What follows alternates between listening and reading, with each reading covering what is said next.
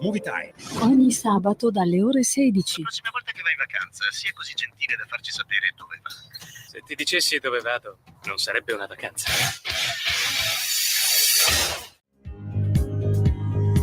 Va ora in onda la rassegna stampa. Buongiorno Pier Vittorio, a te la linea.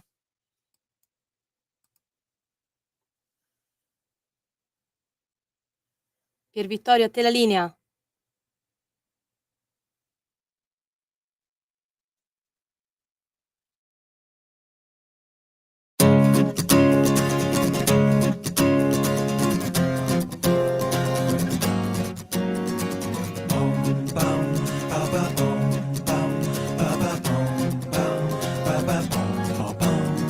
From Jamaica to the world, it's just love.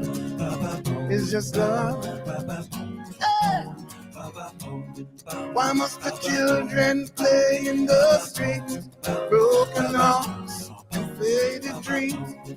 Peace on earth to everyone that you meet. Don't you worry, it could be so sweet. Just look to the rainbow, you will see. The sun will shine till eternity. I've got so much love in my heart, no one can tear it apart, yeah. Be the love generation. Yeah, yeah, yeah, yeah. Be the love generation. Yeah.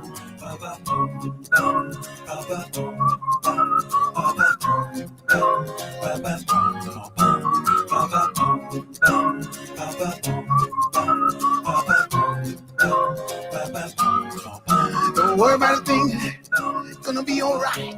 Don't worry about a thing, gonna be alright. Don't worry about a thing, gonna be alright. Gonna be alright. It's our love, you know. It's our love. From I and I to everyone.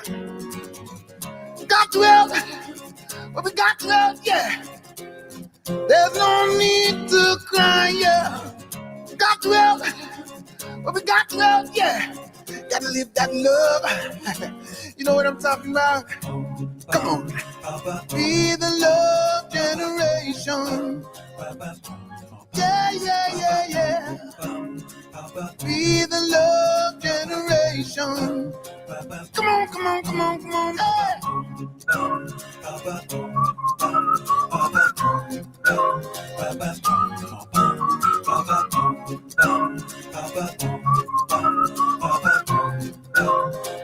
Be the love generation. Be the love generation.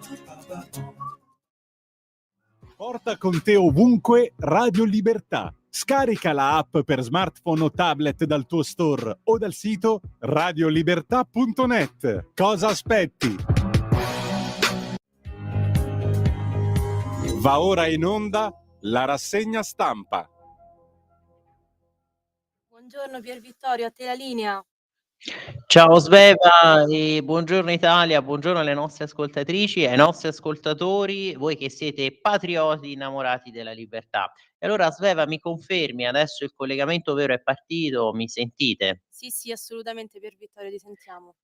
Perfetto, grazie. Allora oggi sabato 15 febbraio, quindi rassegna stampa in cui ci dobbiamo concentrare sul discorso che ha tenuto Vance, il vicepresidente americano, alla conferenza di Monaco, e in questa conferenza ha dichiarato che forse il vero pericolo per l'Europa non è tanto la Russia di Putin, ma la censura del libero pensiero e l'immigrazione di massa, parole veramente esplosive, poi pronunciate di fronte a tutto l'establishment europeo. E addirittura vedremo che poi La Verità di oggi, a proposito, usa il titolo "Nuovo sbarco in Normandia", proprio per indicare questa svolta così dirompente.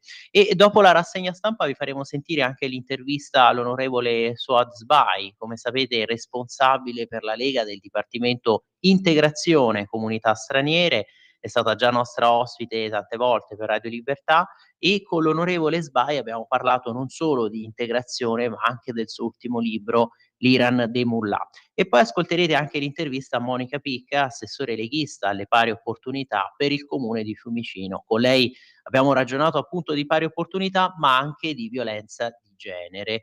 E dopo la rassegna stampa anche oggi ci collegheremo nel finale di puntata con Matteo De Sio, come sapete conduttore lunedì mattina su queste onde per Te la rido io l'America.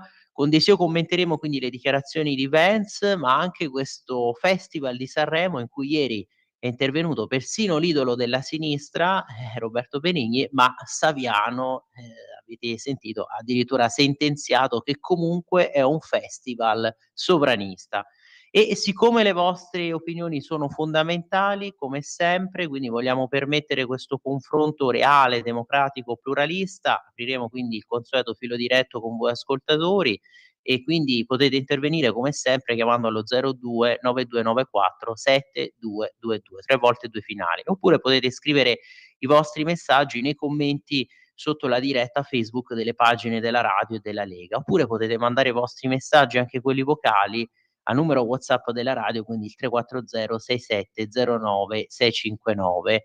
E non vi sto a ripetere che insomma dovete evitare di superare il minuto massimo 90 secondi, sempre per permettere, no, a tutti gli ascoltatori poi di poter intervenire, di poter dire alla fine le proprie opinioni, quindi in modo tale che non trovino la linea occupata. Se l'intervento dovesse superare 90 secondi saremo obbligati a sfumarlo.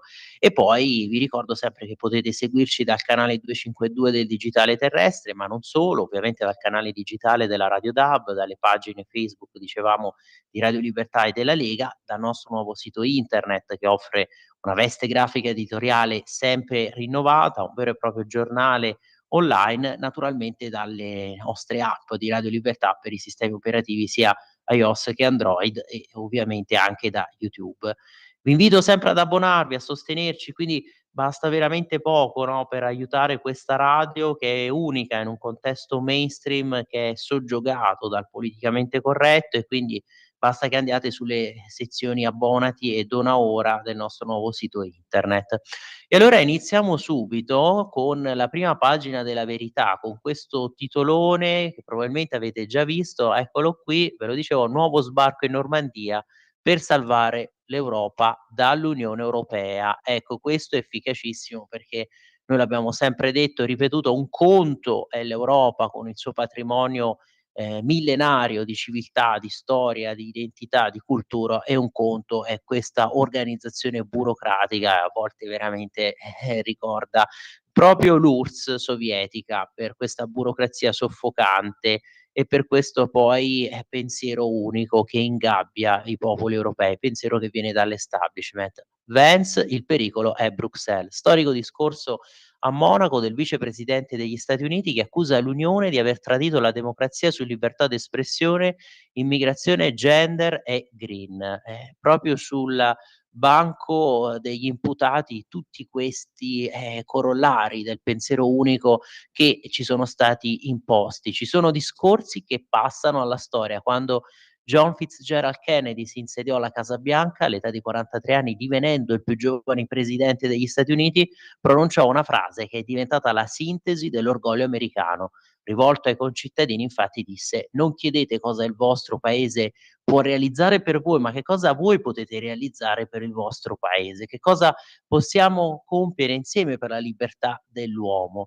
Nel Novecento hanno lasciato traccia anche le parole di Ronald Reagan, che lanciò la sfida all'Unione Sovietica, di Winston Churchill contro i nazisti, di Martin Luther King che chiedeva giustizia per tutti i figli di Dio. Discorsi appassionati che hanno segnato la storia e segnato un'epoca, rappresentando il cambiamento. Posso sbagliarmi, ma queste parole, qui prosegue Maurizio Belpietro, con cui appunto il vicepresidente degli Stati Uniti si è rivolto agli europei, sono sicuramente delle parole storiche. Vedete, lui qui continua, prosegue le parole con cui lui si è rivolto ai capi di Stato europei riuniti a Monaco, scusatemi, uno di quegli interventi destinati appunto a lasciare delle tracce. Vedete qui sulla nuova era, le sue parole come lo sbarco in Normandia, il numero 2 della Casa Bianca ha tenuto un discorso storico che riprende le preoccupazioni di cui è portabandiera La Verità. E giustamente qui Belpietro fa notare, ha affrontato Vance dei temi su cui La Verità si è concentrata tantissimo in questi anni e ha ripetuto alla fine quelle ovvietà, no, che sono diventate un po' patrimonio anche della nostra comunità di ascoltatori, e però poi quando le dici, le esprimi, vieni subito tacciato di essere fascista, populista. Finalmente c'è la rivolta della gente normale, dopo anni di Green alla Greta e di minoranze che si impongono sulla maggioranza. Infatti ha fatto riferimento anche a Greta Thunberg, perché ha detto Vance l'Europa è andata avanti sopravvivendo, no, a tutte le provocazioni della Thunberg. Non si capisce perché gli Stati Uniti non possono adesso andare avanti e sopravvivere a qualche mese di Elon Musk. Ha detto proprio questa battuta: se la democrazia americana può sopravvivere a 10 anni di critiche da parte dell'attivista per il clima Greta Thunberg, l'Europa può sopravvivere a qualche mese di Elon Musk. Non è piegandosi al conformismo che si salva la libertà di espressione.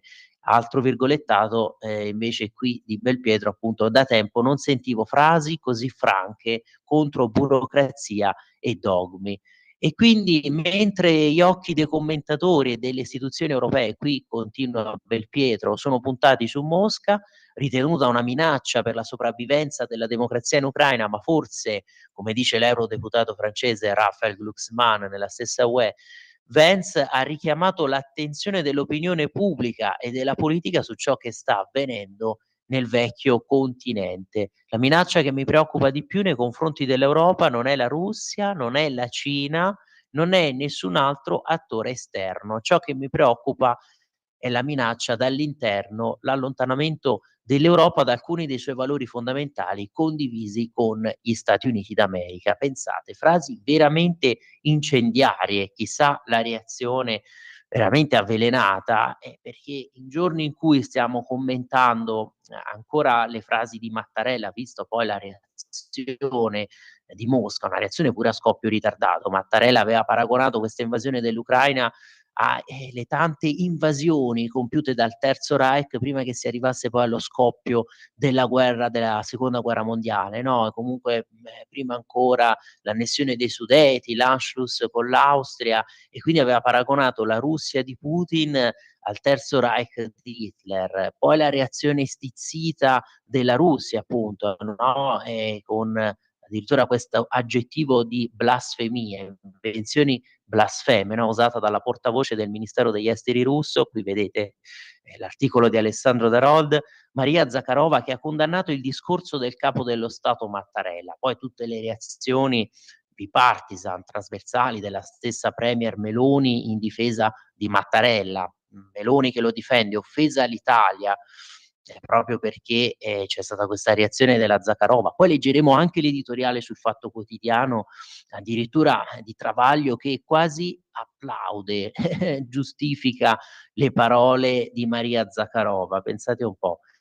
E a difesa di Mattarella, pensate, lo stesso Lorenzo Fontana, no, il presidente della Camera, solidarietà al presidente Mattarella, le cui parole riflettono un forte impegno per la pace. Ma qui Vance ha veramente lanciato la scossa, perché ha detto non solo non è la Russia, non solo non è un attore esterno come la Cina, con comunque il suo giocare su vari scacchieri, le sue partite anche con le sue guerre commerciali e anche le sue pressioni su Taiwan, l'abbiamo sempre detto, ma addirittura il problema vero dell'Unione Europea è proprio questo suo disgregamento, questa sua disgregazione dall'interno, e questo sfaldamento di valori come dovrebbero essere quelli fondamentali, valori proprio guida come la libertà di espressione.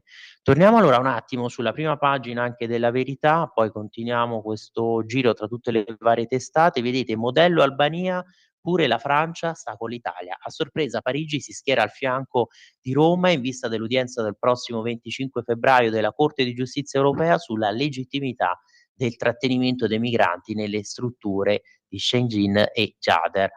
Vedete la Francia che si schiera con l'Italia sul modello Albania per fermare l'invasione. Parigi ha presentato una memoria pro Meloni in vista dell'udienza del prossimo 25 febbraio della Corte di Giustizia Europea sulla legittimità quindi di questo trattenimento di migranti. L'articolo di Carlo Tarallo e verrebbe da dire è ben svegliata anche alla Francia, no, visto che anche dal paese, da Macron, dal paese transalpino erano arrivate critiche per questa gestione sull'immigrazione, vi ricordate, e finalmente si capisce anche che non si possono evidentemente accogliere tutti i richiedenti asilo sul proprio territorio, si può pensare anche di esternalizzare questi centri per la valutazione delle domande. Poi l'articolo di Paolo Del Debbio, vedete, deliri dopo l'attentato in Germania, secondo i geni di sinistra i terroristi fanno strage e delle stragi terroristiche perché li trattiamo male. E qui Del Debbio commenta questo articolo che è apparso appunto sulla Stampa, nell'intervista di Jan Bremmer, politologo. Lui si chiede, uno che sostiene che loro, i terroristi, fanno questi attentati perché noi europei li tratteremmo male, non li accoglieremmo bene.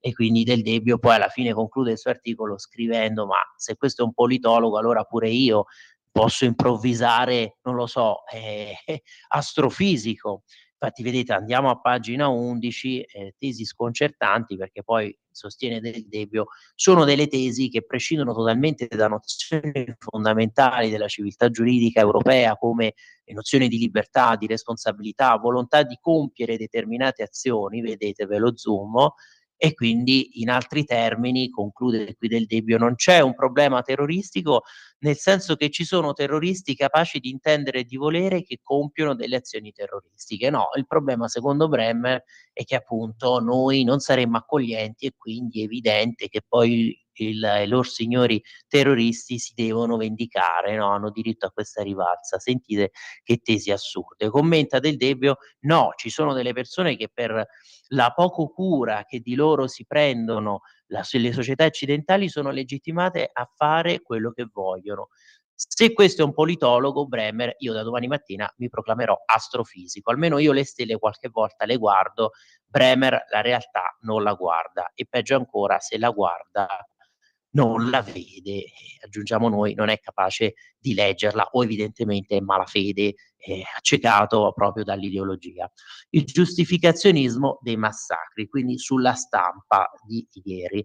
Ci odiano a causa del vento anti-immigrazione, altre tesi insomma farneticanti. Ritornando qui sulla prima pagina, vedete anche poi la riflessione di Mario Giordano, giù la maschera sull'eutanasia, e prima di tutto questione di quattrini, altro che diritti. Questo per tutto il dibattito che si sta infiammando a proposito del fine vita, dell'eutanasia. Il velo è caduto, ormai non hanno più remore a dire la verità, e cioè che dietro alla cosiddetta battaglia sui diritti c'è in realtà un mero tornaconto economico, quello che fa sostenere a un medico che l'eutanasia serve perché fa risparmiare. E qui appunto, scusatemi, prosegue a pagina 13, l'editoriale di Giordano, e ovviamente approfondisce il tema vedendo anche le posizioni dei vari attori sulla scena, anche degli presidenti di regione.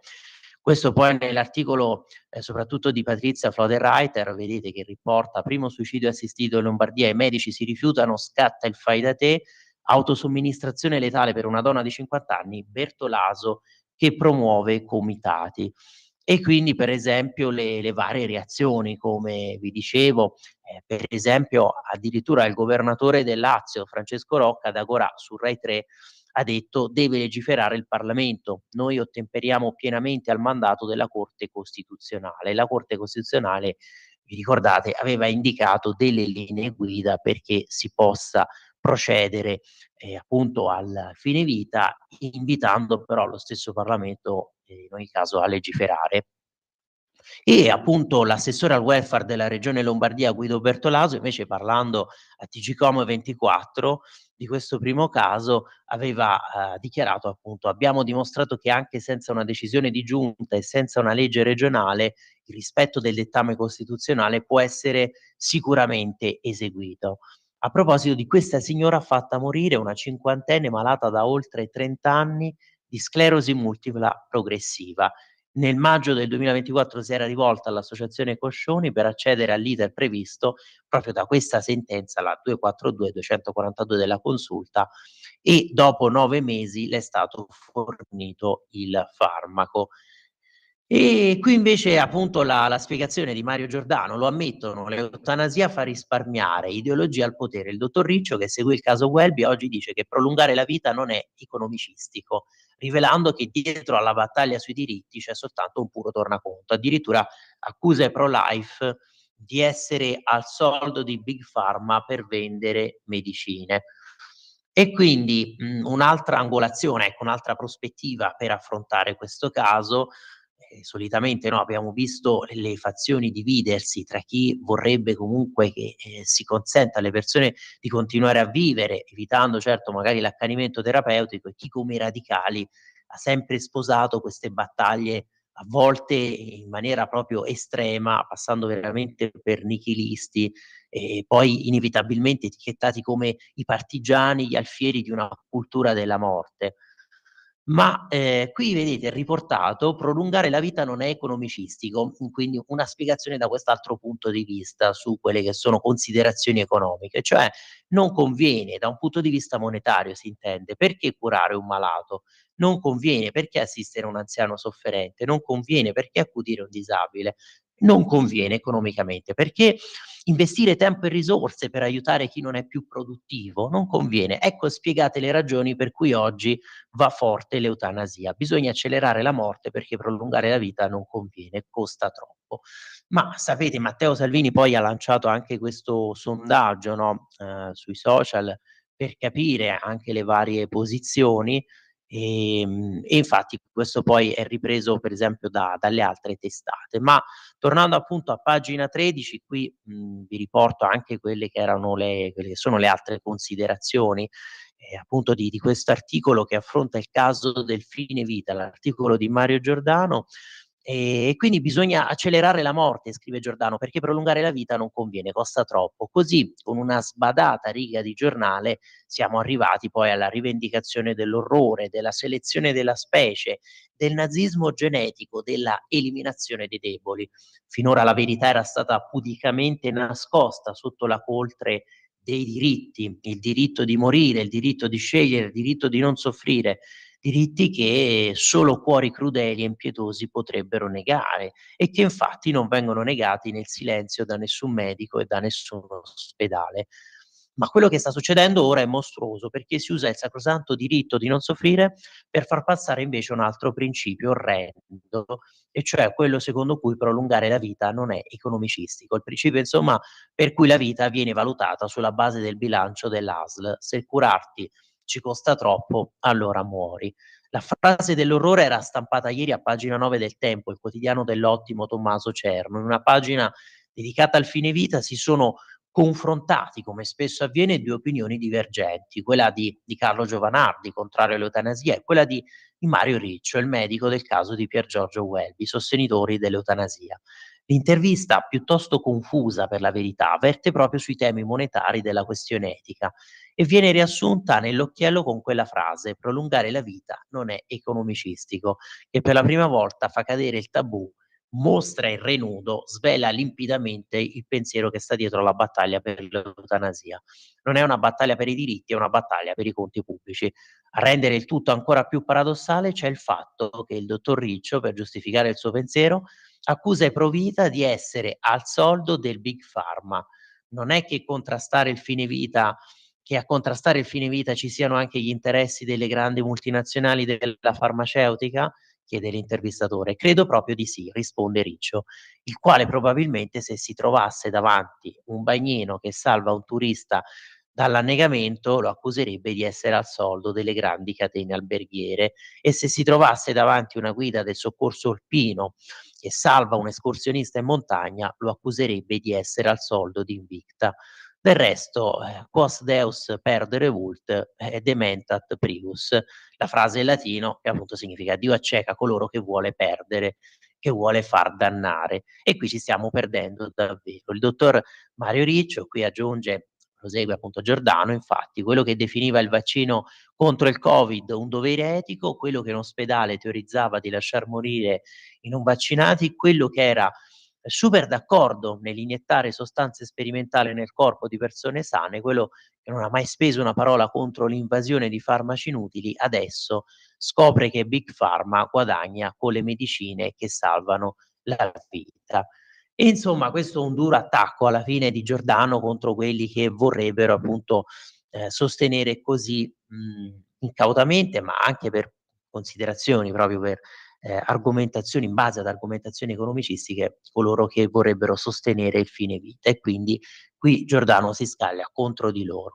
Terminiamo questa parte dalla prima pagina della Verità e poi continuiamo il giro sulle altre testate. Vedete qui l'altro articolo invece sulla consulta che sta con il governo, qui la provocazione, l'attacco della Verità, la sentenza sulla minor rivalutazione, se c'è da menare sui pensionati la consulta alla Corte Costituzionale sta con il governo, scrive Laura Della Pasqua, se c'è da prendersela con i pensionati i giudici danno ragione pure al governo, la Corte Costituzionale ha ritenuto legittima la decisione di raffreddare la rivalutazione degli assegni più alti.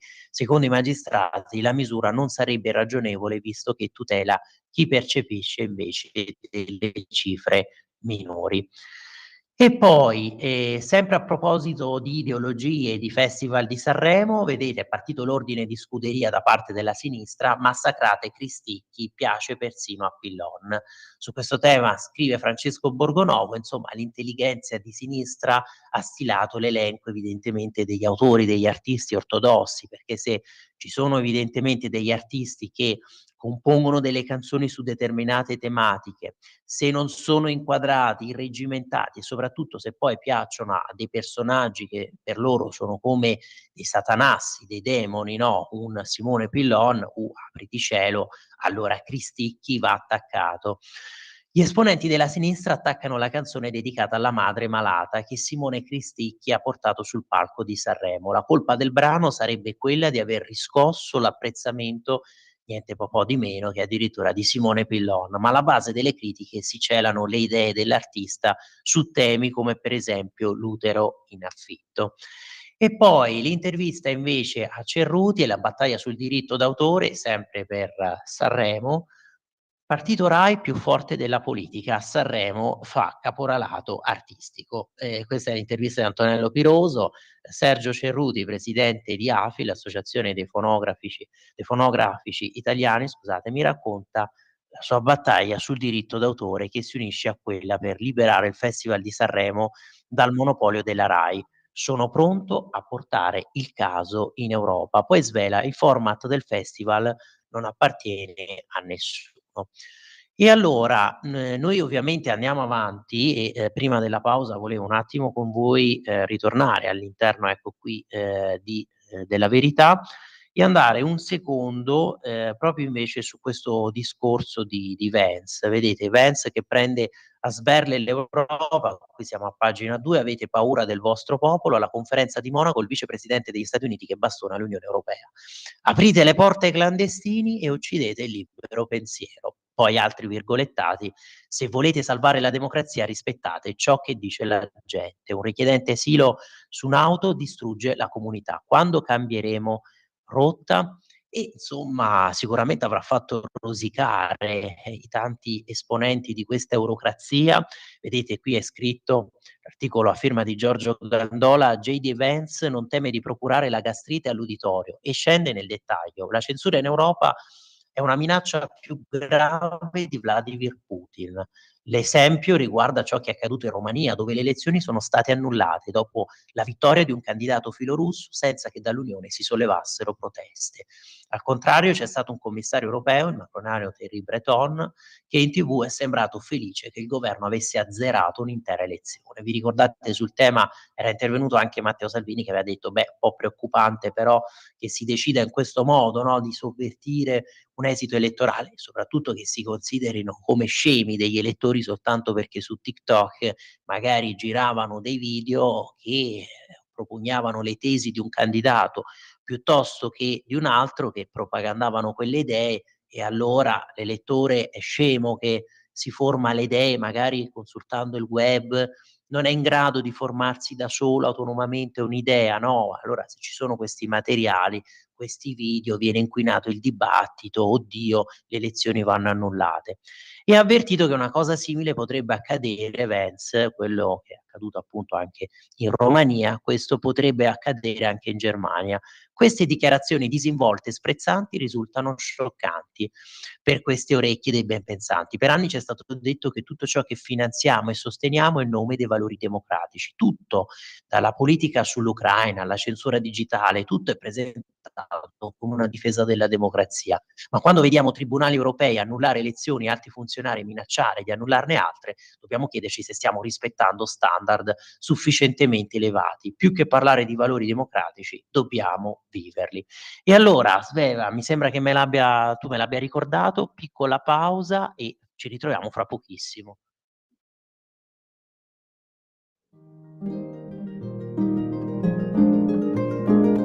Cari ascoltatori, vi ricordiamo che l'angolo della musica classica, condotto in studio da Auretta Pierotti Cei, cambia orario. Andrà in diretta ogni sabato a partire dalle 13. Appuntamento con la grande musica.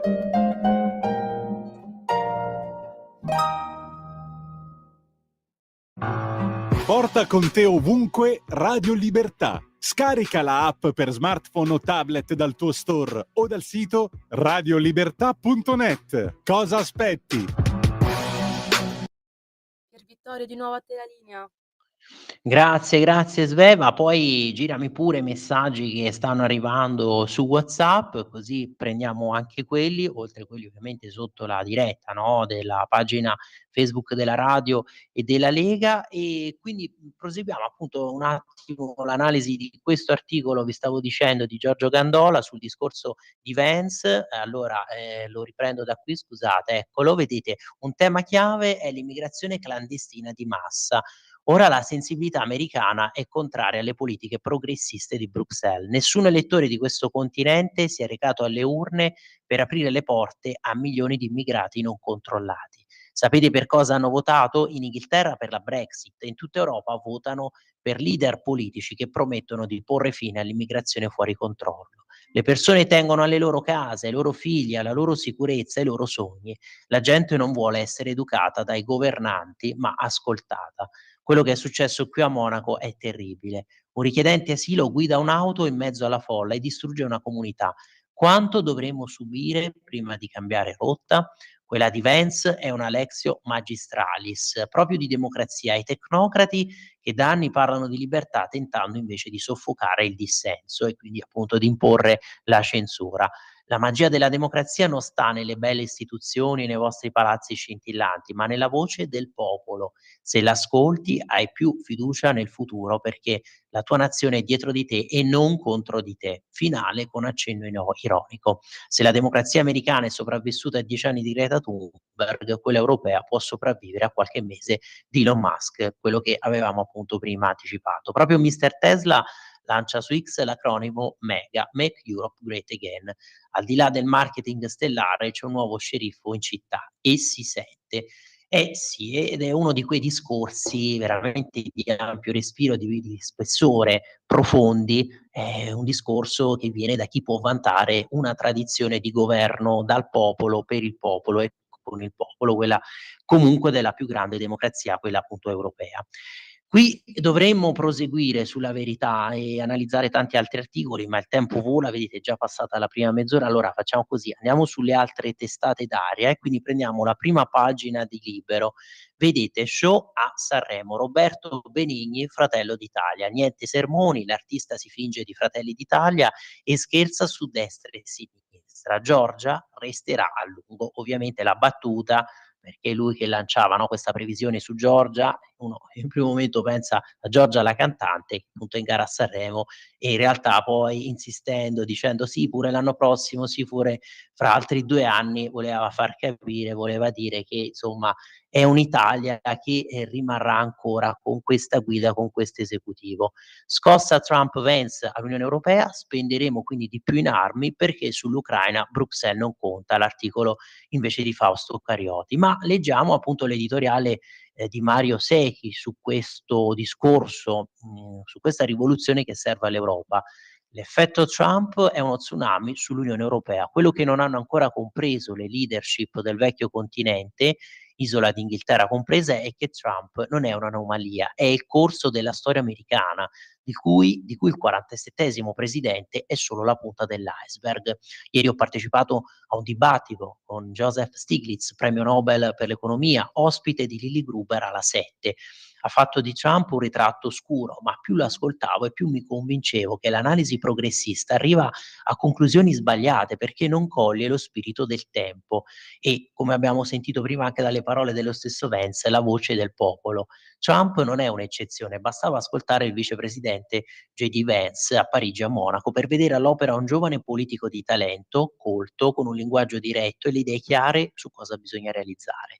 È il governo MAGA, Make America Great Again, di cui i raffinati intellettuali che ieri ci spiegavano perché Trump avrebbe perso e oggi in testa coda ci dicono perché ha vinto, non capiscono questi intellettualoidi un fico secco. Le presunte classi colte sono uno dei grandi problemi dell'Europa, scambiano i loro desideri per realtà.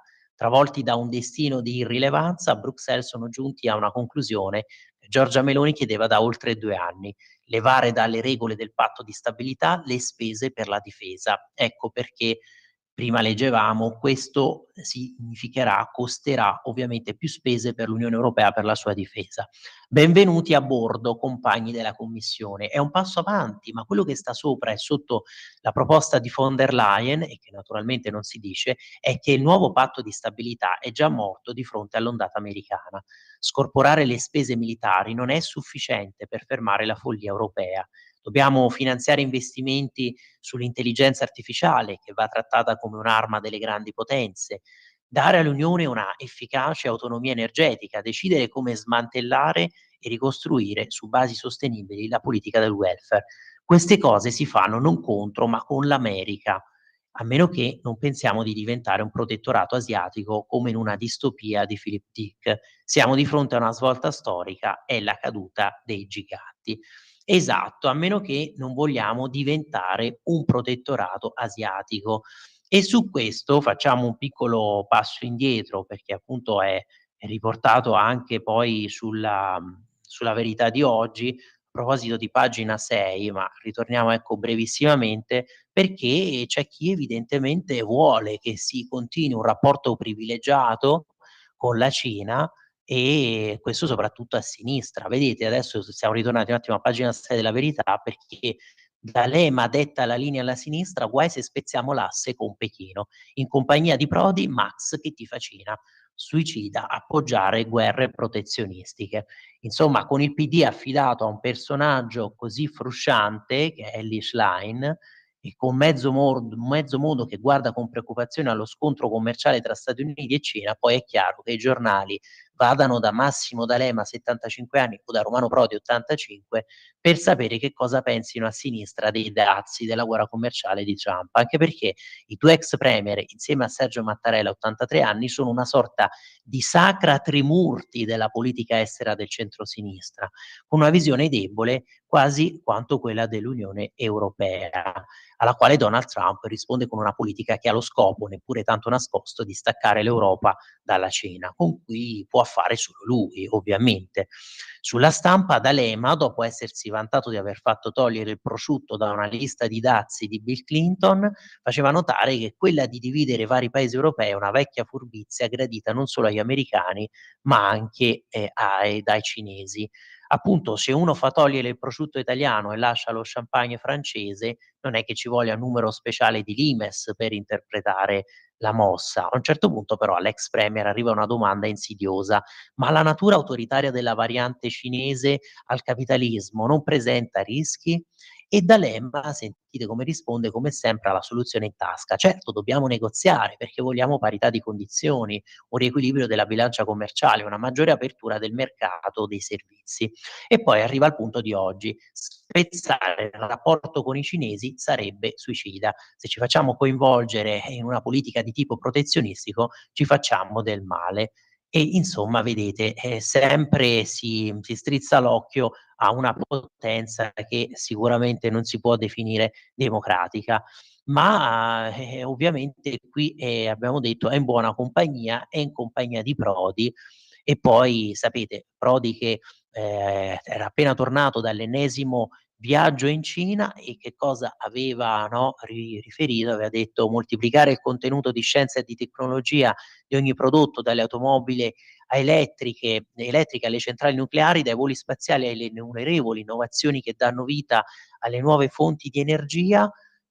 Questo sarebbe insomma il cambiamento radicale della politica cinese già in atto secondo Romano Prodi, che però sappiamo, parole che ha consegnato al Messaggero del 23 novembre scorso, è ancora riaccusato di essere vicino al KGB. Avete risentito questa notizia rilanciata ieri per esempio da Zurlo sul giornale, se ne è parlato anche su queste onde, no? È stato su queste onde di Radio Libertà. Vi riapro un attimo, ecco qua, l'articolo del giornale, vedete 14 febbraio 2025, Stefano Zurlo: Prodi era vicino alla rete del KGB.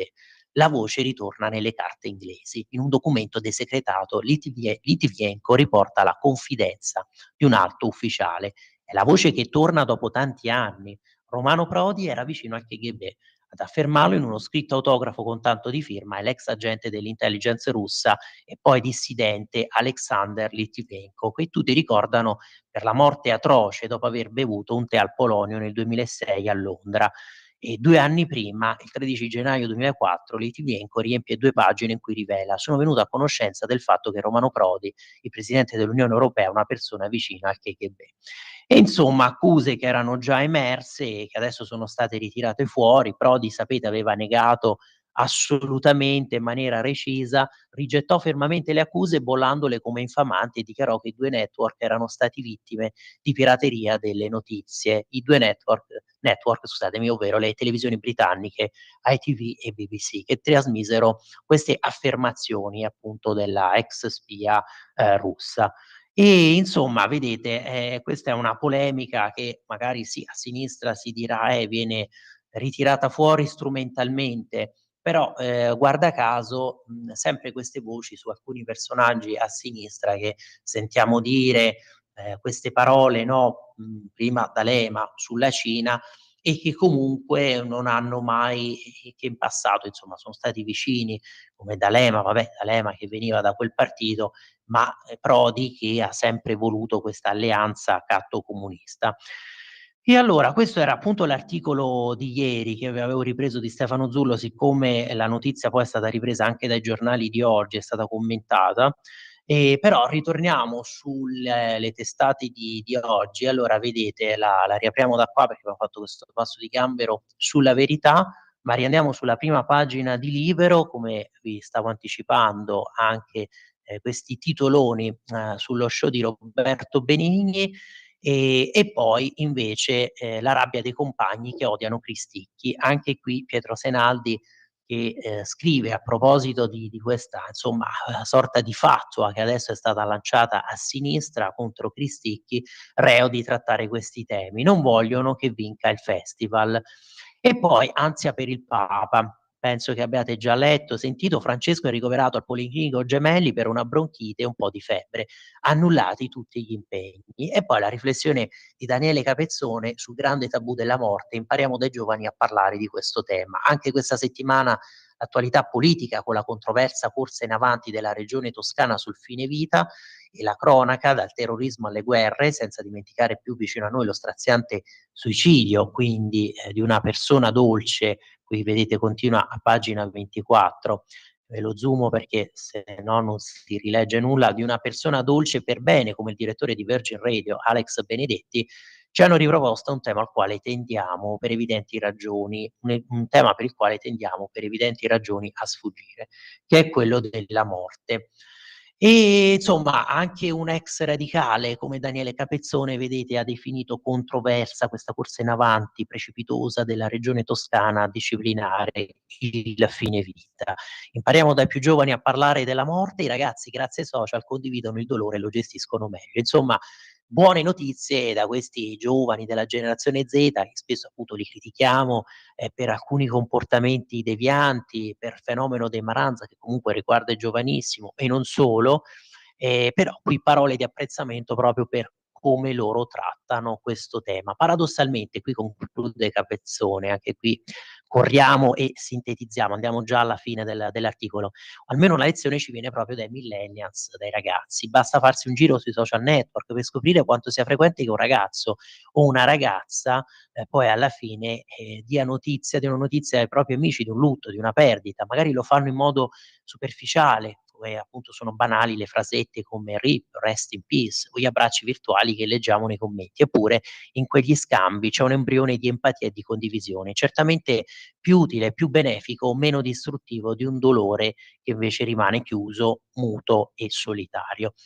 E allora andiamo avanti nel nostro giro e andiamo per esempio sulla prima pagina del Tempo di oggi, perché anche qui vedete il Tempo si diverte a scherzare su quello che era stato detto da Saviano, che aveva ripontificato, sentenziato e detto ma questo è il festival sovranista. Sovranista di che? È intervenuto l'idolo, quello che è il beniamino della sinistra, Roberto Benigni, e quindi non mi sembra che ci possa essere questa definizione, anzi, semmai può essere vera una parte che ha detto appunto Saviano, cioè che comunque il festival si è asciugato, non ci sono stati tutti quei monologhi che però ovviamente davano spazio all'ideologia gender, alle solite stoccate woke, perché con Amadeus avevamo visto anche lì una propaganda da regime a senso unico.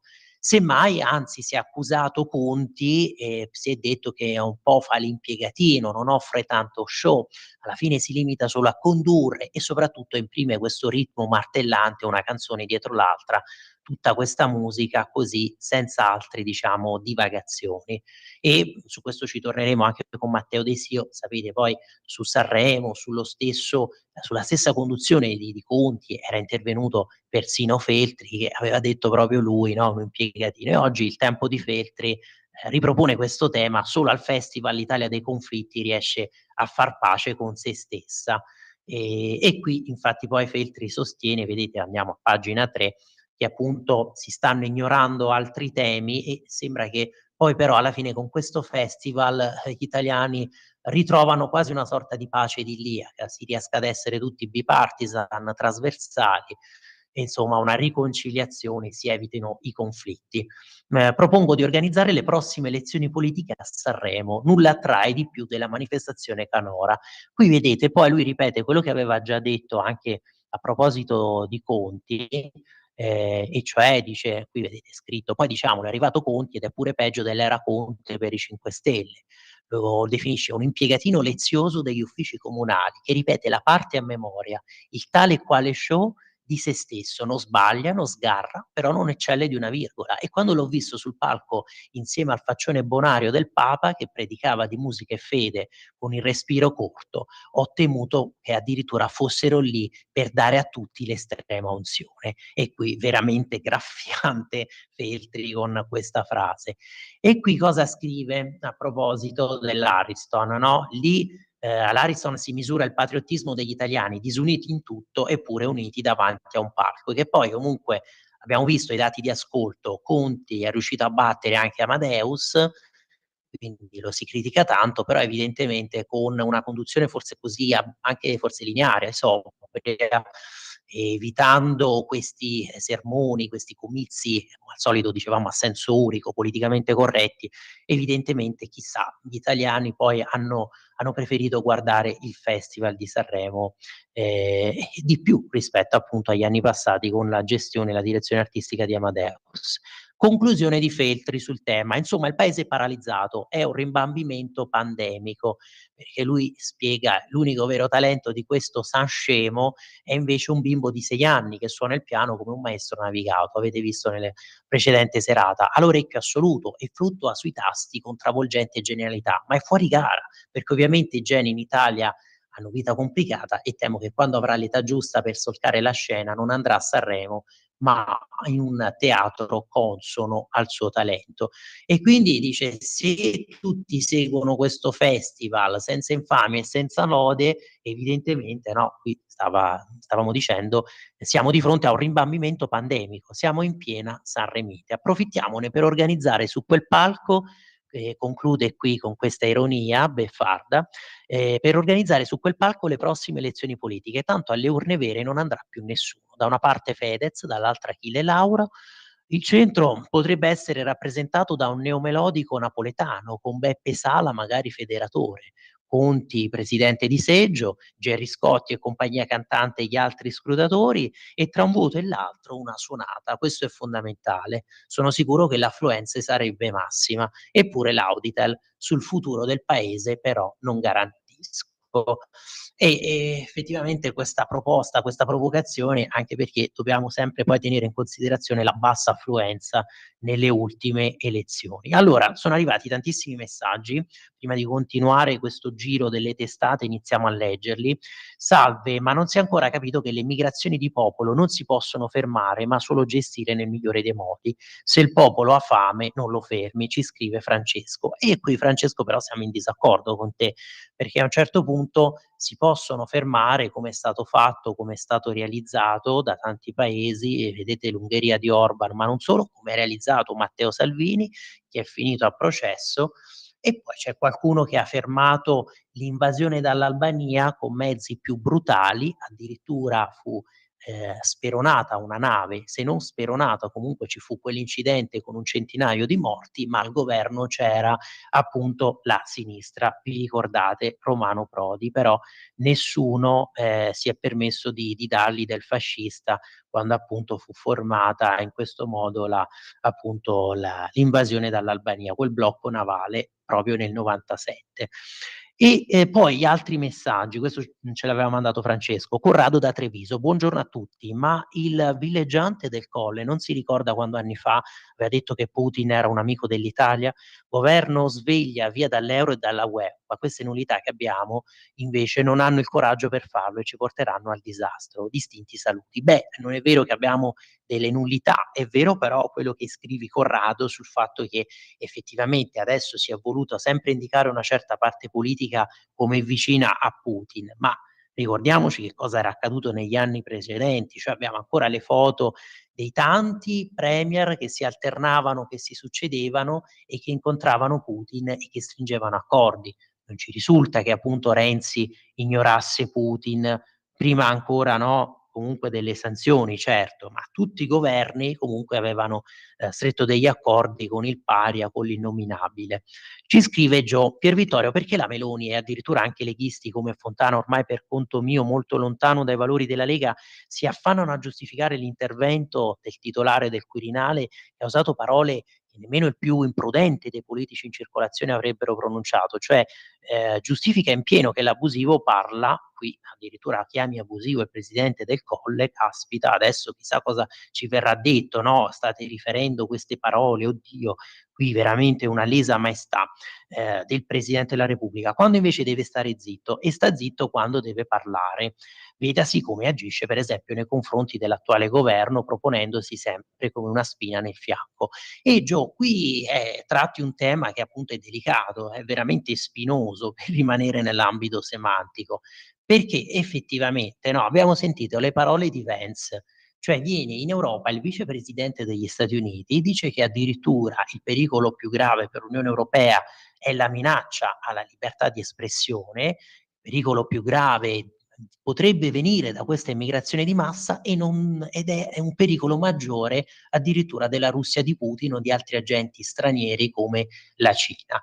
E poi giustamente ci fai notare, sentiamo questo coro unanime, praticamente totalmente bipartisan, a difesa del Colle. Beh sì, di fatto è sicuramente giusto che si difenda l'italianità, si difenda il Colle, si difenda sicuramente il titolare, Mattarella, da questa aggressione, da queste critiche, però è anche giusto ragionare su quello che ha scatenato una simile reazione, e cioè alla fine la portavoce della Federazione Russa ha fatto notare che effettivamente però questo parallelismo forse è un po' azzardato per due motivi. Primo, perché non ci risulta che ci sia in atto un genocidio di ebrei nei territori conquistati dalla Russia. È vero che c'è stata questa aggressione ingiustificata, questo governo ovviamente ha mandato armi, finanziamenti all'Ucraina, ma c'è un altro dettaglio che non va sottovalutato, e che effettivamente all'epoca si poteva parlare di appeasement, si cercava di evitare lo scontro con la conferenza di Monaco, ma non si aveva di fronte una potenza nucleare. Adesso si ha una potenza con quell'arsenale lì, e addirittura per evitare l'escalation nucleare un presidente, Trump, nel suo primo mandato ha incontrato il rappresentante di un altro stato canaglia che è appunto Kim Jong-un, il dittatore nordcoreano. Quindi evidentemente forse certe parole erano un po' sopra le righe, un po' eccessive, esagerate, no, nel accostare così facilmente la Federazione Russa di Putin che invade, che commette i suoi crimini, tutto quello che volete, però addirittura con il Terzo Reich, con il nazismo. E poi ci scrive un altro messaggio, qui però non c'è la firma, purtroppo il Bertolaso dei tempi del Covid sulla salute è un pericolo per i cittadini, ci viene scritto. Il fine vita chiesto da qualcuno diventerà il suicidio di Stato dei vecchi e dei malati troppo a lungo. I soliti assassini che si riempiono i portafogli sulla pelle dei cittadini. E questi sono i messaggi che appunto ci arrivano a proposito del fine vita. Sapete che è stato lanciato anche questo sondaggio e appunto il messaggio che ci hai scritto, vedo appunto la tua firma, sostanzialmente in linea con quello che abbiamo sentito da Giordano. Questo fine vita in realtà è la scusa per liberarci, no? Liberarsi di chi evidentemente per la sanità, per alcune ASL è diventato un costo. Marco ci scrive: comunque divertente questa schizofrenia della massa. Per paura della morte si sono iniettati veleno e per paura della vita, come sacrificio salvifico per sé e per i propri cari, vedi la voce Gesù Cristo, si preferisce morire andando all'inferno. Complimenti.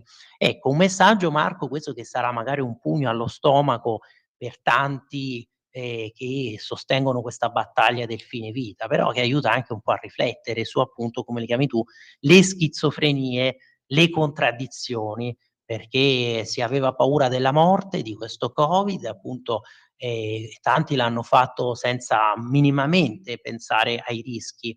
Qualcuno poi questi rischi l'ha avuto, ce l'ha ricordato tante volte Max del Papa, no? Pensate anche alle interviste, l'auto da fe con Giulio Cainarca. E purtroppo questo è un argomento tabù, non si può dire che alcuni hanno riportato effetti collaterali con il Covid, qualcuno è stato male, che ci sono stati, non si può nemmeno ecco, lontanamente immaginare che ci possa essere una correlazione. Fatto sta che in alcuni casi si è riconosciuta, però già il fatto di, come dire, vociferare, ipotizzare questo collegamento, ecco, chi lo fa subito viene etichettato come un pericoloso ignorante complottista. Ebbene, per paura della morte si sono accettate determinate conseguenze e adesso invece una vita che magari è una vita sicuramente segnata dalla malattia, una vita sofferente, va in nome di quella cultura dello scarto che Papa Francesco ha sempre combattuto. Adesso, secondo questi soloni a favore dell'eutanasia del fine vita, questa vita va appunto rifiutata, va cancellata, va soppressa. Poi l'ultimo messaggio che vi leggo prima credo della pausa, perché vedo qui le 8:59, forse Sveva mi ha mandato dei messaggi. D'Alema, il partito comunista che occupava, il PDC che occupava le case popolari, che faceva quattrini con i venditori di armi dell'America Latina. Prodi, quello che mentendo spudoratamente al popolo mentre svendeva l'Italia al dittatore UE. Prodi, quello della frase che appunto con l'euro avremmo lavorato un giorno in meno e guadagnato come se avessimo invece lavorato un giorno in più. Ma allora credo che ci sia appunto il momento dello stacco e noi poi ritorniamo alle 9 così finiamo questa rassegna stampa e poi iniziamo il collegamento con Matteo De Sio, facciamo sentire le interviste. A fra poco. Un nuovo modo per sostenere la tua radio. Visita radiolibertà.net. Ti basta un click e potrai versare il tuo contributo volontario direttamente online. Potrai donare con ogni tipo di carta di credito, anche prepagata. Ti aspettiamo online su radiolibertà.net. Sostieni la tua radio con il tuo contributo volontario. Radio Libertà. La tua radio. Diamo voce alla nostra gente. Porta con te ovunque Radio Libertà. Scarica la app per smartphone o tablet dal tuo store o dal sito radiolibertà.net. Cosa aspetti? Pier Vittorio, te la linea. Grazie Sveva. Allora vi dicevo, completiamo questa parte di rassegna stampa con la riflessione, no, di Tommaso Cerno qui per Chernobyl, come chiama appunto i suoi editoriali. Caro Saviano, riguardati la vita. è bella. Eh sì, perché abbiamo detto di questa contraddizione assurda proprio, inspiegabile della sinistra, di Saviano che ha definito il Festival di Sanremo sovranista, poi interviene Benigni. E allora qui scrive con questa ironia, sottilissima, raffinatissima, appunto Cerno, e poi ciliegina sulla torta, sembra dirci Saviano, ci voleva un guru del nazionalismo, del trumpismo, del revisionismo storico capace di infondere fascismo nelle vene degli italiani. Ed è stato scelto giustamente nell'archetipo del mussolinismo di oggi, l'uomo che più di tutto incarna il nuovo D'Annunzio e che vede in fiume il suo progetto di vita, al punto da immaginare un nuovo film sui legionari, il pericolosissimo Camerata Roberto Benigni. Ma per essere proprio sicuri che fosse un festival fascista, e che è anche riuscito, il Camerata doveva essere affiancato da una donna, la Sarfatti di oggi, intelligente come Geppi Cucciari. Saviano, riguardati, la vita è bella. Eh sì, perché se questo è il festival sovranista con comunque questi personaggi, insomma, certo Geppi Cucciari o Benigni non possono sicuramente definirsi sovranisti. E comunque poi avete sentito Benigni ha detto tutte queste battute, no, appunto su Giorgia Meloni, su Musk, su Trump che potrebbe comprarsi la Liguria per prendersi Sanremo, per fare un Sanremo più grande. E quindi proprio viene da pensare, se fosse così Telemeloni, chissà, no, quanta censura, tutto questo non sarebbe stato possibile. E invece continuando, vedete, così poi facciamo partire anche le interviste, ci colleghiamo con Matteo, continuando questo rassegna stampa sulle altre prime pagine, Il Giornale, Putin che insulta Mattarella, qui invece la linea chiarissima del quotidiano diretto da Alessandro Sallusti. E infatti vi leggo anche la parte finale del suo editoriale: Trump non può riabilitare lo zar perché si sostiene l'Europa non può essere messa a spalle al muro con questo accordo e con uno scavalcamento di fatto, no, dell'Unione Europea. Qui infatti lui conclude in questo modo: le paci ingiuste non sono mai portatrici di pace, prepariamoci a una lunga guerriglia tra gli aristi alla bandiera giallo-blu e le forze russe, a quel punto occupanti come furono i nazisti in Italia dopo l'8 settembre del 43. Questione complicata che coinvolge anche noi europei. Bisogna dare atto all'Europa di aver fino ad ora tenuto il punto, caso raro praticamente all'unanimità. Si sta con i popoli aggrediti e si condanna l'aggressore. Su questo anche il nostro presidente Mattarella è stato di recente chiarissimo: l'aggressione della Russia all'Ucraina è della stessa natura di quella del Terzo Reich all'Europa, cosa che ieri ha suscitato a scoppio ritardato, che giustamente fa notare il ritardo, no, della reazione russa, la reazione appunto scomposta e offensiva di Mosca nei suoi confronti. Putin è un criminale, questo è assodato, ma trattare con lui è inevitabile, e qui lo riconosce anche lo stesso Sallusti. Trump pare volerlo fare da solo, senza coinvolgere l'Europa, dalla sua al fatto di essere l'unico degli attori in campo non coinvolto direttamente nelle vicende e nelle scelte compiute durante questi 3 anni di guerra. Se questo è il motivo, una sua teorica terzietà che non possono rivendicare i leader europei, e se ciò aiutasse a trovare un accordo ci può stare.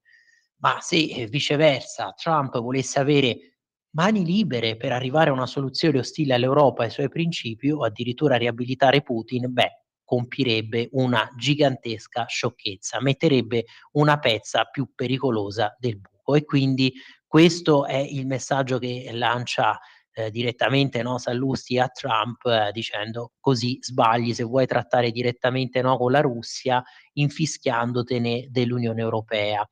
Su questo tema ritorna oggi, e poi ci avviciniamo alla conclusione, anche sul Resto del Carlino di oggi, Bruno Vespa. Qui vedete, no, dalla prima pagina, i rapporti USA Europa mai così in basso. Perché rapporti così sfibrati, così comunque problematici tra Stati Uniti e appunto Europa? Andiamo a pagina 6 e qui anche la sua riflessione di Bruno Vespa su questa pace che si potrebbe realizzare di fatto non tenendo conto degli Stati Uniti, dell'Europa, scusate, addirittura poi coinvolgendo, come sapete, la stessa Arabia Saudita che potrebbe tenere la prossima conferenza. Qui lui nella conclusione scrive: in una situazione così drammaticamente ingarbugliata, no, che c'entra Riyadh, la capitale dell'Arabia Saudita, vedete, rapporti mai così in basso dal 45, Riyadh che scala posizioni, il presidente americano che parla con l'omologo russo senza coinvolgere l'Unione Europea, una svolta pericolosa,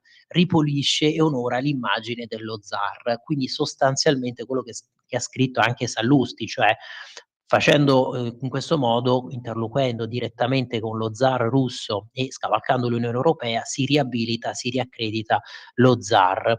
E allora cosa c'entra Riyadh in tutto questo? C'entra perché qui probabilmente si terrà lo storico incontro tra Trump e Putin sull'Ucraina. Con grande abilità il 38enne principe Mohammed bin Salman, che sta modernizzando l'Arabia Saudita con investimenti colossali, anche italiani, si apre una pagina nuova, ha detto incontrando sotto una tenda ad Alula Giorgia Meloni, vi ricordate l'incontro di qualche giorno fa, ha stretto un fortissimo rapporto con gli Stati Uniti, ha finanziato generosamente l'Ucraina, ma anche un ottimo rapporto con Putin, soprattutto per ragioni petrolifere. Trump quindi ne ha approfittato, ma ha chiuso ogni possibile coinvolgimento saudita e comunque arabo per il futuro di Gaza.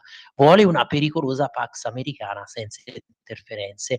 Qui è stata respinta con decisione l'idea di cacciare i palestinesi dalla striscia, quella di Gaza, per ricostruirla. E poiché senza soluzione del problema palestinese l'Arabia Saudita non firmerà gli accordi di Abramo con Israele, Mohammed bin Salman, ovviamente come qui è scritto con la sigla MBS, come chiamano qui il principe regnante, ha convocato un vertice dei paesi arabi moderati per evitare che si passi da una guerra all'altra. Quindi vedete, la svolta potrebbe venire da un incontro a Riyadh, la svolta per la guerra ucraina. Invece per quanto riguarda l'altra guerra, con questa tregua che sta reggendo, tregua fragile comunque, tregua Israele-Hamas, oggi saranno liberati altri 3 ostaggi, si va verso la seconda fase dei negoziati.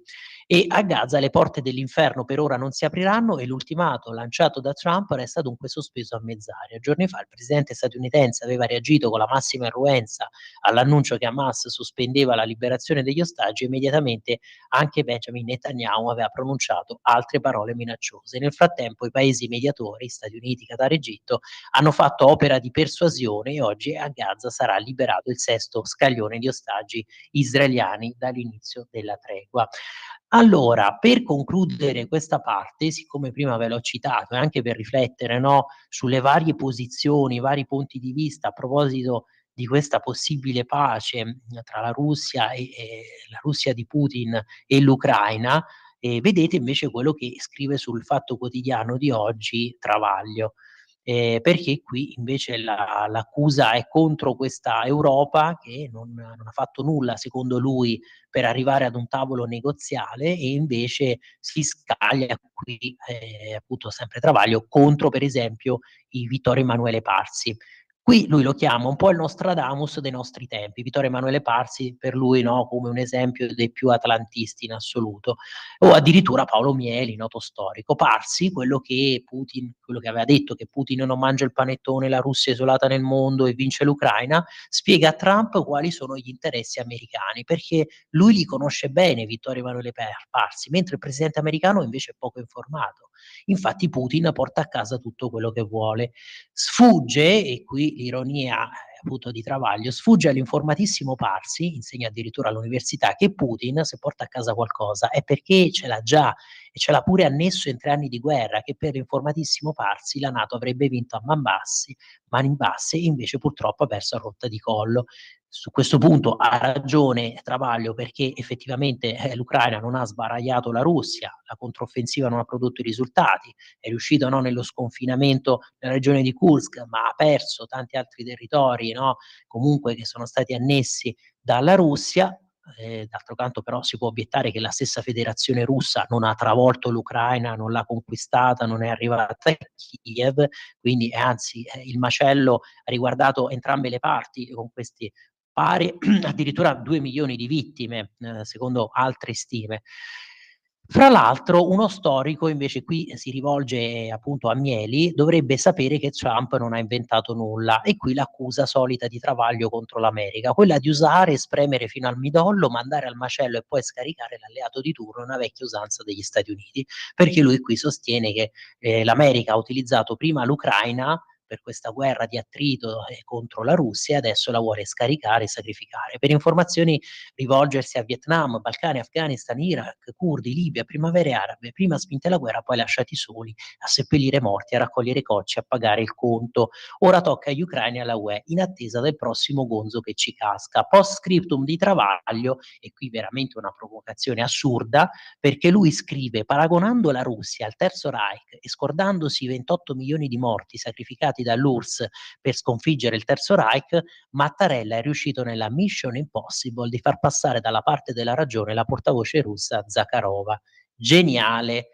E qui effettivamente non si ha ragione, no, nel merito, sostenendo che insomma paragonarla al Terzo Reich, comunque la Russia che discende, che deriva, se non altro che lo stato che succede all'URSS, che ha pagato il prezzo di sangue più alto nella seconda guerra mondiale contro il Terzo Reich, forse questo paragone è stato azzardato, ma qui di fatto è uno dei pochi editorialisti, no, Travaglio, che si schiera fuori dal coro unanime bipartisan di sostegno al presidente Mattarella. E allora, prima di far partire le interviste, vi faccio rivedere un attimo, perché forse prima l'avevamo inquadrata un secondo, la prima pagina del Corriere della Sera di oggi. Vedete proprio con questo titolo: attacco al Colle, tensione con Mosca, e poi Vance che invece accusa l'Unione Europea e addirittura che vede la leader di Alternativa per la Germania. Pensate un po', veramente che novità dirompenti. Siamo passati dall'Europa che ostracizzava tutte queste forze antisistema, che ripeteva il coro unico, unanime: ah sì, Alternativa per la Germania, neonazisti, a un vicepresidente degli Stati Uniti che viene qui in viaggio in Europa e che incontra la leader di AfD.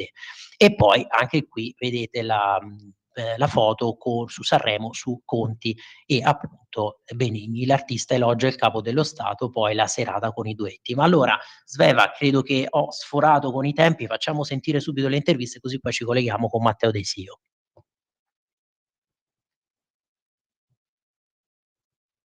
Siamo qui con l'onorevole Sbai. Allora, onorevole, lei ha spiegato che bisogna sempre distinguere bene quelle che sono le varie ondate migratorie che sono venute in Italia, per esempio da paesi come Tunisia, Marocco, con prime generazioni che si sono integrate, e ultimamente invece abbiamo riscontrato un problema di mancanza di integrazione anche da parte, abbiamo visto per esempio, dei tanti Maranza che in realtà sono minori entrati in Italia non accompagnati, o comunque erano già maggiorenni ma si erano dichiarati minori.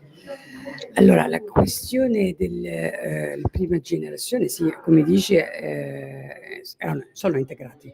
Devo dire, sono arrivati, l'ondata proprio erano integratissimi, perché sono arrivati per studio. La seconda sono arrivati per lavoro, anni 90, 95, ma arrivati dal mondo rurale, totalmente dal mondo rurale.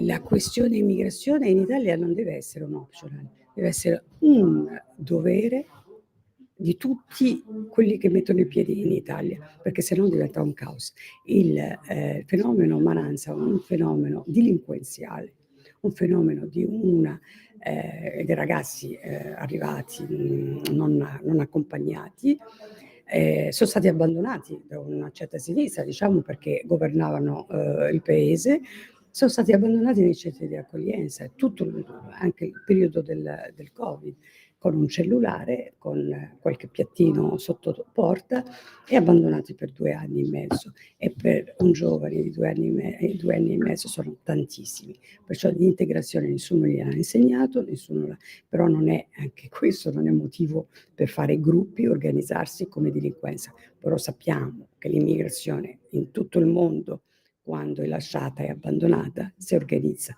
diventa sia gruppi mafiosi, gruppi delinquenziali, gruppi tanti. Basta andare a vedere la letteratura dell'immigrazione, c'è una letteratura importante e spiega che cos'è il fenomeno immigratorio. Va controllato molto da vicino, le regole vanno rispettate, non ai gruppi, non anche al velo nelle scuole, per esempio, che è una cosa, secondo me, offende offende le donne, anche l'uomo, offende anche la cultura araba e cultura anche quella occidentale. Assolutamente va fatta una legge urgente, perché io non voglio vedere una ragazza, perché sono obbligati, non ho voglia di, non sono obbligati, no, libera scelta, ma anche se libera scelta non si fa, punto. Ma anche se sono una piccola minoranza, fa niente, non va a scuola. Si blocca la piccola minoranza, perché quella piccola minoranza c'è il rischio che infetterà, ecco la parola giusta, tutta l'altra parte che per fortuna abbiamo integrata, per fortuna abbiamo dei bei ragazzi che lavorano, che studiano, sono medici, sono infermieri, fanno parte della polizia, dei carabinieri, e questo ci fa veramente un immenso piacere. È quella integrazione che vogliamo e cerchiamo di portare avanti con coraggio. Esatto, un'integrazione da parte di chi non è radicalizzato, invece i tanti radicalizzati, queste associazioni comunità hanno ricevuto magari fondi in passato da Arabia Saudita, Qatar e insomma stati che hanno finanziato appunto questa islamizzazione, ma un regime veramente islamizzato, islamico, comunque si può definire un totalitarismo islamico, rimane quello dell'Iran, di cui ahimè siamo dovuti tornare a parlare dopo l'arresto di Cecilia Sala, e su questo lei ha scritto un libro che è appunto l'Iran dei mullah. Ecco, il libro l'ho scritto un po' prima dell'arresto di Cecilia Sala, ho raccontato che cosa succede in Iran dal 79 a oggi. L'Iran sta vivendo un momento di crisi economica profonda, per questo si vendica, diciamo, sui giovani, perché hanno paura dei giovani, delle donne, che possono ribaltare comunque anche il regime. Vivono una situazione drammatica, i carceri sono pieni di attivisti, di giornalisti, di avvocati, e purtroppo la situazione è drammatica in Iran, però è un'altra questione, è di geopolitica. L'Iran non ci tocca in quanto immigrazione, per fortuna abbiamo una comunità iraniana di dissidente, ma integratissima, vi assicuro. Tanti amici, sono molto molto integrati. Il problema sono quei paesi come Turchia, come il Qatar, come prima altri paesi che non finanziano più, ma purtroppo arrivano con tanti finanziamenti forti che superano anche quelli del governo, e secondo me è il primo passo da fare, è quello primo passo che spero qualcuno lo sta facendo, è bloccare tutti i finanziamenti che arrivano dall'estero, o perlomeno controllare dove vanno a finire. Grazie ancora all'onorevole Sasbai, e allora veramente alla prossima occasione. Grazie a voi, alla prossima, grazie dell'intervista. Grazie.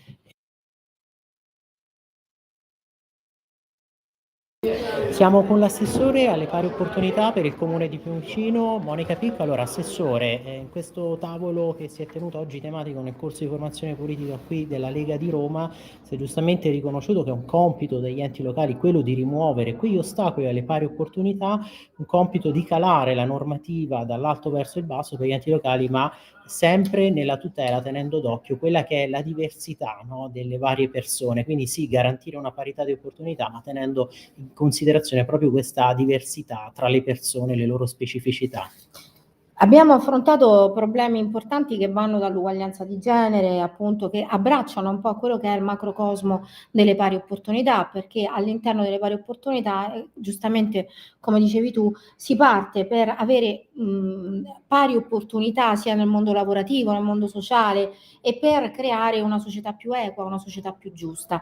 In realtà le leggi regionali, leggi nazionali e regionali poi devono essere calate negli enti comunali. Abbiamo affrontato temi come esempio in cui queste realtà queste leggi vengono poi attuate, e altre realtà in cui invece questo non avviene. Quando si parla di violenza di genere, che è un problema tangibile in cui si deve ragionare sia sulla sensibilizzazione ma anche sull'attuazione di progetti effettivi che diano delle risposte di sostegno, come casi di accoglienza, case rifugio, centri antiviolenza, ecco, ci sono comuni lungimiranti, comuni che hanno appunto già messo in campo delle azioni del genere, e altri comuni che non li hanno. Naturalmente questo per far capire quanto le leggi ci sono, ma poi spesso non vengono attuate. Abbiamo avuto un incontro questa mattina anche con il sindacato dell'UGL, che ha strutturato un coordinamento delle pari opportunità, su cui abbiamo affrontato proprio quello che è il problema salariale, il problema proprio del sostegno anche a questa parità di genere, che ancora non c'è, cioè tanti passi in avanti sono stati fatti, ma in realtà tanti altri devono essere portati avanti, e quindi questo è importante, perché in realtà un sindacato che si occupa di pari opportunità all'interno del luogo del lavoro, all'interno in questo caso dei trasporti, diventa fondamentale per la sinergia con le istituzioni e con gli enti locali. Ecco, gli enti locali sono quelli che devono recepire le leggi regionali, nazionali e regionali, e poi metterle in campo. Abbiamo parlato di progetti di inclusione, abbiamo parlato di disabilità. Un esempio su tutti è le leggi regionali per abbattere appunto le barriere architettoniche. Ecco, ancora ad oggi alcuni comuni non sono in grado di portarle avanti. Ci sono i fondi, ci sono i bandi, bisogna avere la capacità di realizzare questo e di portare avanti veramente le pari opportunità.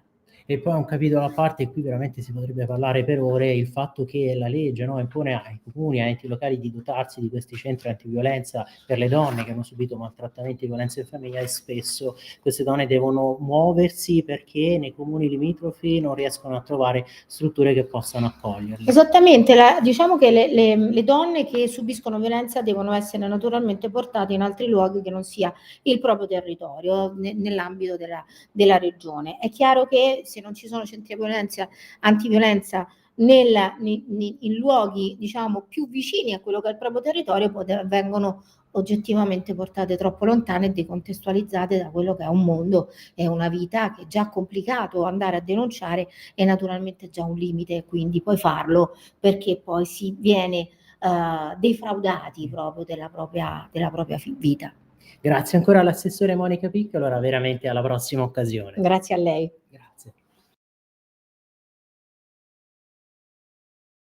Ti ridò la linea. Grazie Sveva, allora rieccoci qui in onda. Io vedo che ci hai raggiunto Matteo. Matteo, ci vedi, ci senti? Sì, buongiorno a tutte e a tutti, grazie per avermi qui, Pier.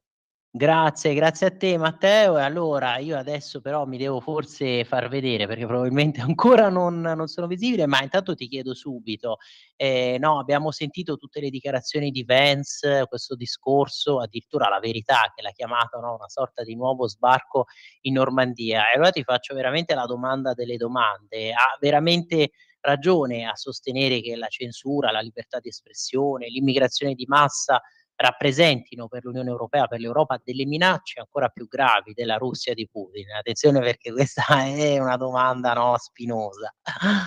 Una domanda trabocchetto, Tra un possiamo chiamarla trabocchetto, così. sì, scontenterai Allora, tantissimi a quello seconda quello che è successo in Gran Bretagna, che citava anche il vicepresidente Vance, succedeva che ad esempio nelle ultime rivolte politiche i cittadini inglesi hanno ad esempio messo dei like sui social o hanno fatto dei post che venivano considerati come incitamento all'odio, e non solo i post ovviamente sono stati magari rimossi dalla piattaforma, ma hanno avuto anche conseguenze legali, come purtroppo l'arresto addirittura per quanto riguarda proprio i cittadini colpevoli di aver messo un like, di aver condiviso una canzone che è stata pensata come negativa, viene vista come negativa, o per un post sbagliato sui social media.